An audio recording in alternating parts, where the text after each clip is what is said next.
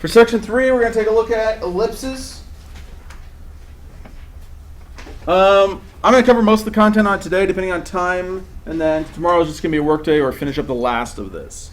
Now, for ellipses, definition-wise, it's similar to the circle in that you have, for the circle, the locus of all points, equidistance from a given point in a plane. This, though, instead of just one point, you actually have two. So instead of a focus, you have foci. So, an ellipse, then, is all points in a plane, so the locus of all points in a plane, where the sum of the distances from the two distinct points, from the two foci to that point, will always be the same. So it doesn't matter if I'm adding up this distance here and this distance here, or if I'm over here, I just look at this distance plus this distance, pretend those actually go through each other. But the idea is those straight line lengths, if you add them up, will always give you the same number, whatever it is. Okay? Now, as far as some terminology-wise, vertices are actually only at the endpoints of the longest axis, the endpoints of what they call the major axis. The minor axis, those aren't technically vertices, you just call them endpoints of the minor.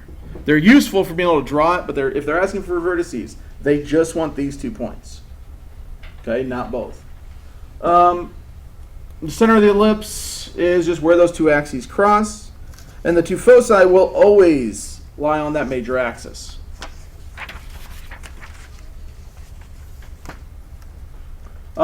During the formula-wise, the values, they define h and k as being your center. Then from h out to either endpoint of the major axis, they'll use a for that. From the center to the endpoint of the major axis, either one is going to be b as far as that distance goes. And then they'll use c for from the center out to either of the foci. Okay? Now, because of that, you end up with this formula that actually gives you the relationship between all 3 of those values. And honestly, usually the way it ends up getting written is so that it looks more like the Pythagorean theorem. But if I make this look like the Pythagorean theorem, what's different? It's minus. And then I wrote a plus. If you're talking about ellipses, the major equation has a plus in it. This equation for the foci will be a minus. When we do hyperbolas, the major equation will have a minus in it. This equation will have a plus in it. Okay? Equation-wise, well, they're honestly the same equation. It just matters which denominator is bigger. The bigger denominator this book defines is a, okay, or more specifically a squared. If it's underneath the x value, that means this thing's going to be bigger horizontally than it is vertically, and the major axis is horizontal. If the larger value is under the y, major axis is vertical. Okay? And again, just this, if you need to find c, or if you're given c in some roundabout way and you need to figure out the rest of it, use that formula.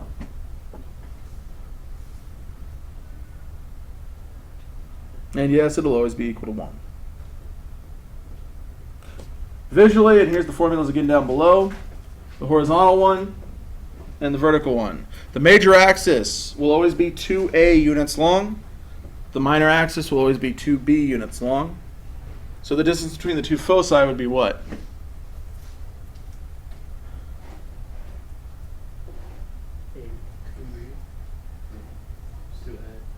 Hmm? 2c. No. Distance from the center out to one of the foci? Oh. Yeah. Well, the center out is c. So then from one focus to the other focus is 2c. Just like one vertex to the other vertex is 2a. Endpoints of the minor axis is 2b units long. Plus, I'm giving time people to write down the formulas, the ones they're still writing. Okay, let's look at some problems. If I want to find the standard form of the equation of this ellipse, that has foci at -2, 2 and at 4, 2. Major axis has a length of 10. Where do I want to start?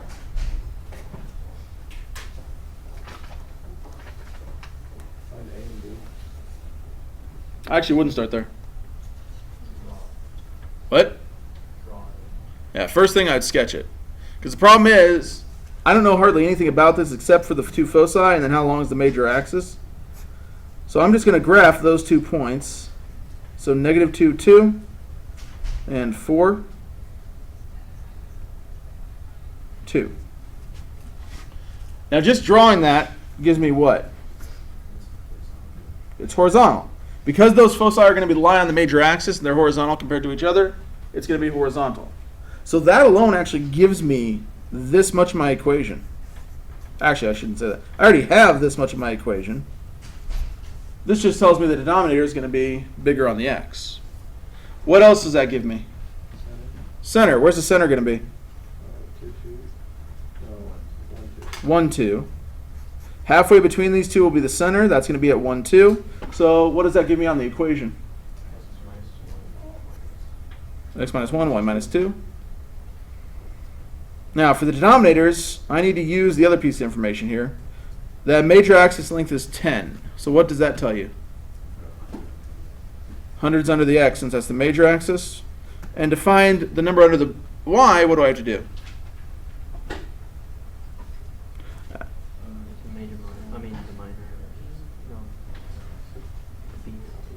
I'm going to use that other formula, right? C squared is equal to what?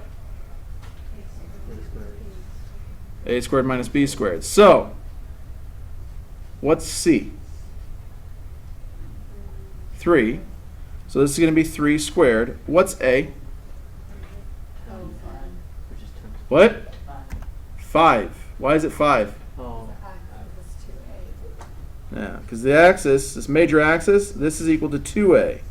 So this is 5, so what's this actually make this number? 25, not 100. Easy mistake to make. Thank you for making it. So, 3 squared is equal to 5 squared minus b squared. B is the value I don't know. What would b have to be? 4. When you move things around, you're going to get negative 25 is equal to negative b squared. Sorry, 9 minus that's negative 16, I meant. And then negative flip, square root it, gives you b equals 4. So then what goes here? 4 squared. Which is? 16.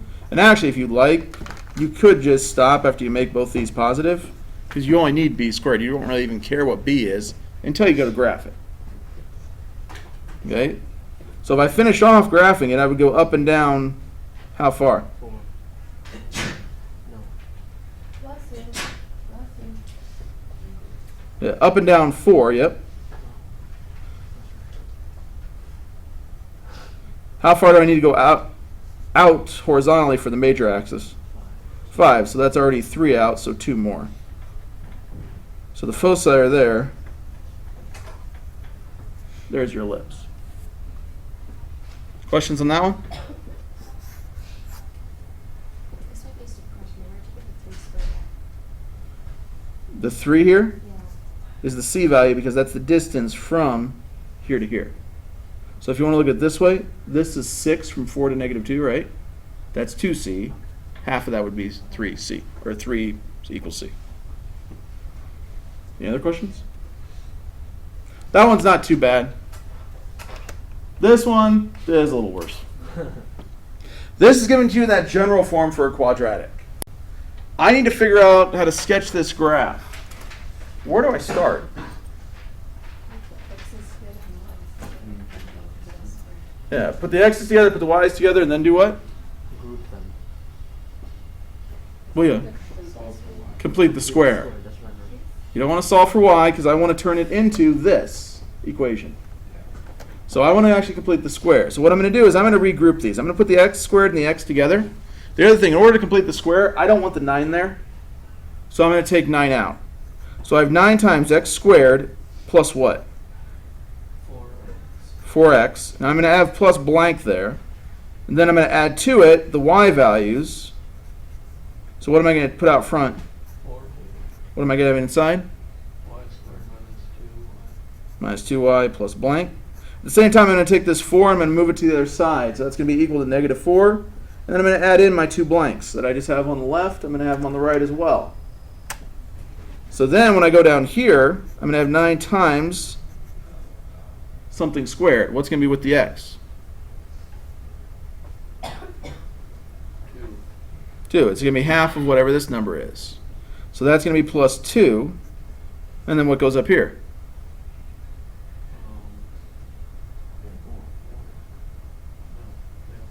4. Yeah, it's this 2 here squared. So 4. Over here, I'm going to have 4 out front. What's going to be inside with the y? negative 1, it's going to be half of that number again. And what's going to go up here? 1. Positive 1, because you're going to square the negative 1. Everybody follow me there? Where did the negative 4 on the other side come from? I moved this 4 over.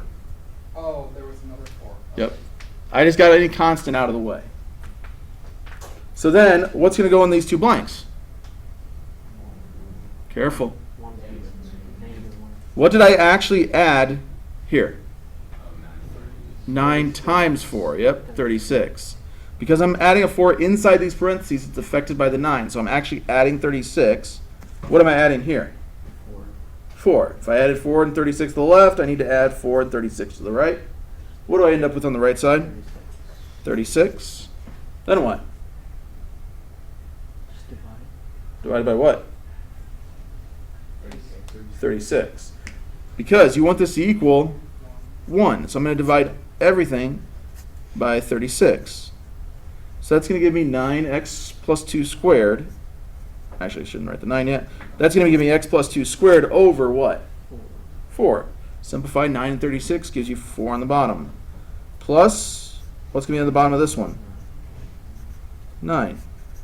This is equal to 1. So that's the equation. Am I done? No, it wants me to sketch the graph of this. All that just to be able to figure out what this graph looks like. Because where's the center of this graph going to be?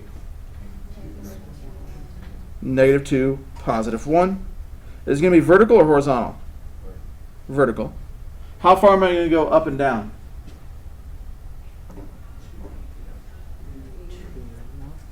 It's always going to be the number under the y, but square rooted. So I'm going to go up and down 3. So there's the endpoints of the major axis. How far left and right? 2. So that's going to be here and here. And then draw your ellipse. Yeah? Whenever you say to sketch an ellipse, like if we're on a quiz or a test, do you have to include the foci? Not unless it specifies you need to, because sketch to me is rough draw it, get the key points, and rough sketch it. Alright. If it said specifically graph with all parts, or if it said include the foci in the graph, then it's going to be more accurate than that. Okay? Questions on any of that?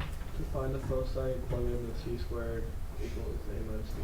A squared minus b squared. Yep, exactly. Okay, your turn. Find the center, vertices, and foci of this ellipse. Go ahead and take a couple minutes. Okay, so put the 16 out front, put the 25 out front. Then, what you're left with, half the negative 2. Happens in both cases. Put the 1, add 1 each side. 16 times the 1, 25 times the 1, add 16 and 25. When we divide by 25, these just comes down to 1. 16 25ths out front, though, is going to be what? 25 over 16 on the bottom. Multiplying by 16 25ths is the same as dividing by 25 sixteenths, if you think about it in terms of the fractions. Here you're multiplying x minus 1 squared times 16 25ths, means divide by 25 sixteenths. So I want to find the center. That's the easy one. Where's the center at? 1, 1. I want to find the vertices. Now, horizontal or, oh, hold on. Yeah. So it's legal to leave the 25 over 16 on the bottom? You can leave it like that? Yep. Alright. Where would, horizontal or vertical? Horizontal, because 25 sixteenths is bigger than 1. So we'll be horizontal. So from 1, 1 here, I'm going to go left and right. Well, my A value is what then? 5 over 4. My B value I don't know. My C value is, or my B value is what, sorry? 1. My C value is the one I don't know. C squared equals. And the nice thing here is this will actually just be whatever your denominators are. So what's 25 over 16 minus 1? 9 over 16, so C is 3/4. So this means for the center, I have that. From here, I'm going to go left and right 5/4 for the vertices. So if I add 5/4 left and right to this, what's that going to turn into? 9/4 1, negative 1/4 1. So I'm going to go a little bit more than 1 to the right, a little bit more than 1 to the left. For the foci, I'm going to add and subtract 3/4 instead of adding and subtracting 5/4. So when I do that, 1 plus 3/4 is 7/4. So 1/4, yep. Wait, can you explain vertices The- energy? That's right. Vertices, because the bigger number's under the x, it's going to affect it horizontally. So the 5/4 is my a value, right? So from this point, I'm going to go horizontal, 5/4 to the right, 5/4 to the left. So if I add 5/4 here, that's going to end up being at 2 1/4. If I subtract 5/4, that's going to be negative 1/4. Then your c values are just there and there. Yeah, awesome. Aren't there vertices that are up and down too? Those aren't classified as actually vertices. Those are just endpoints of the major. If I needed to graph it, I'd want to draw those. Technically, since they're only asking for vertices, they mean the endpoints of the major. So it's You don't have to write the minor ones. Okay. No. Now you want them if you're going to graph it, but you don't have to write them down for describing terms. Anything else? Yeah. How do you get A? I don't know. If you got Just square root of the bigger denominator. So 25/16 is bigger than 1, right? Mhm. So square root of 25/16 Oh, is yeah, 5/4. Square root of 1 is 1 for B. Can you go back to the foci? Yep.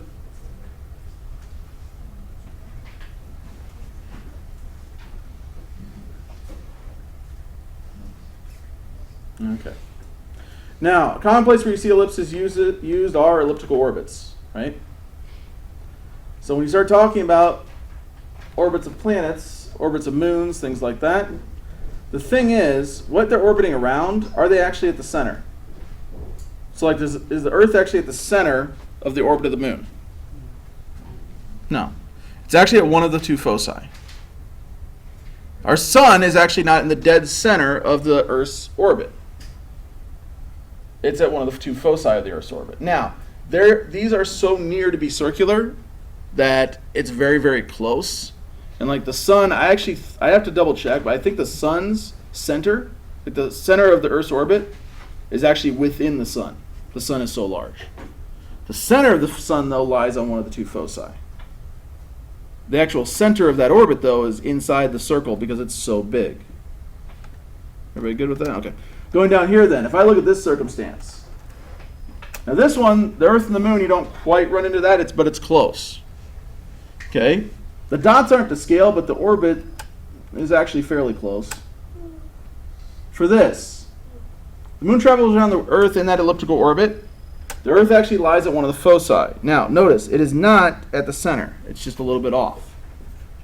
Okay, so what ends up happening, you have a major axis that's 768,000 kilometers, a minor axis that is 767,000 kilometers. Okay? So, what you're going to have to do quite often, get used to these terms. Apogee and perigee. Okay? Apogee and perigee mean apogee is the greatest distance the Earth is ever from the Moon. Perigee is the closest it ever is. Okay? It's what? Just the vertices.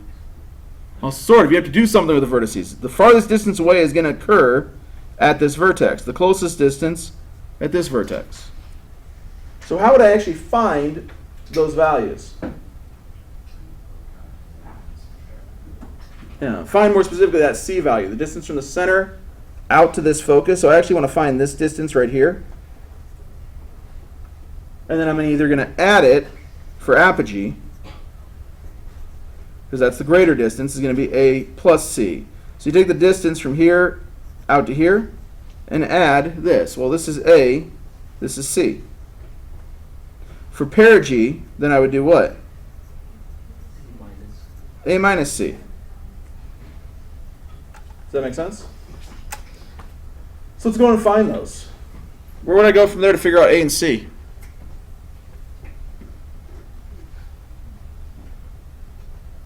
Divide the major and minor axis equal Right, because that major axis is equal to what? to 2a. 2a. This is equal to 2a. This is equal to 2b. So if you take half of that, your A is going to be what?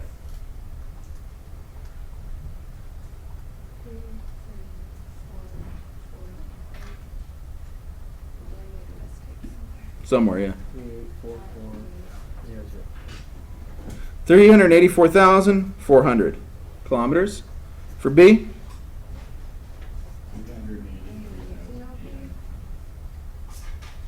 383,000 what? 820. What'd you say? Because I need to find C, right?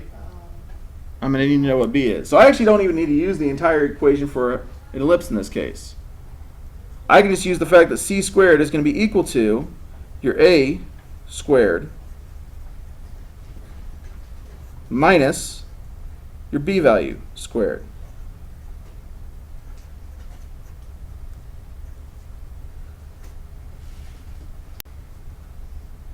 So go ahead and punch those in and then square root it.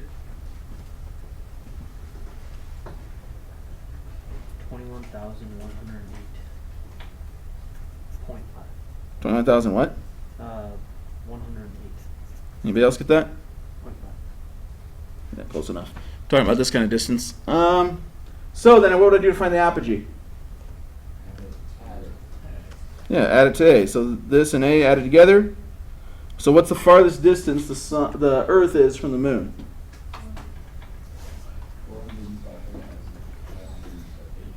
400 and what? 508. What about the perigee?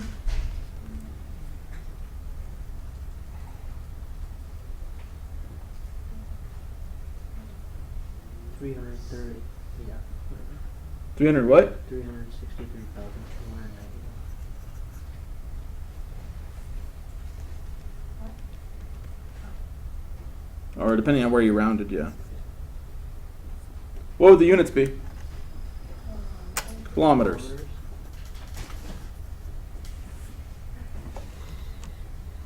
Make sense? Now that's ones that are fairly close. If you're talking like Halley's Comet or something, that's going to be a lot more severe. Of course, it also won't use the Earth because Halley's Comet orbits around the Sun. How often? I don't remember. I'm asking. I don't. It's 80 something. I honestly don't remember. I always remember Mark Twain was born when it orbited and he died when it orbited, but that year. Let's look it up. Yeah, on your own time. So, last thing, eccentricity. Okay? Eccentricity is how, well, eccentric an orbit is. The idea is how close to a circle is it? Okay? Our orbital paths actually look like they're fairly close when you're talking about these huge scales, but they're just a little bit off of actual circle. Now, the idea is, to describe it, what they do is they take the distance from the center of the to a focus, divided by the distance from the center to the end of the major axis. So that's just C over A. Well, because of the way that fraction is, it's always going to end up being between 0 and 1. So if it's close to 0, what's that shape going to look like for the orbit? Why?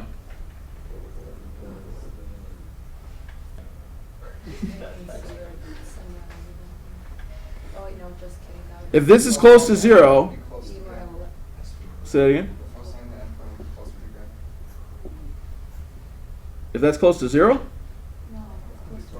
it's close to 1, they're going to be close together. Well, think about it. If I draw an ellipse where the endpoints of the major and the foci are really close to each other, what's that ellipse going to look like? And it's going to be really, really skinny.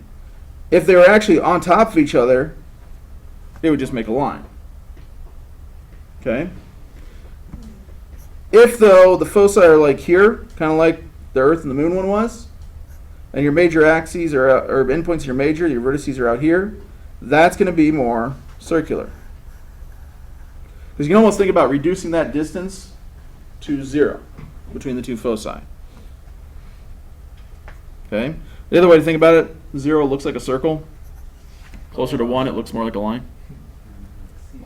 Anyway. Go ahead and find the eccentricity of this ellipse. Well, what do I need? A squared and B C. squared, or C, What would A be? 9. B equals 4.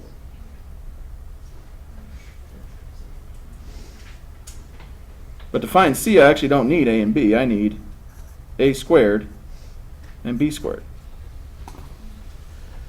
That's the thing that gets screwed up most often in this, quite honestly, is putting in A when you mean A squared or putting in A squared when you mean A.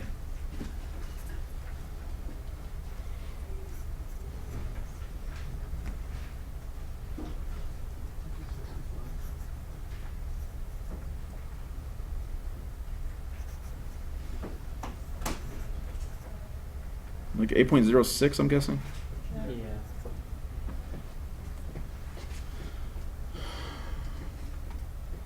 So essentially, you're looking at something a little bigger than 8/9, right? 0.895. Or 896.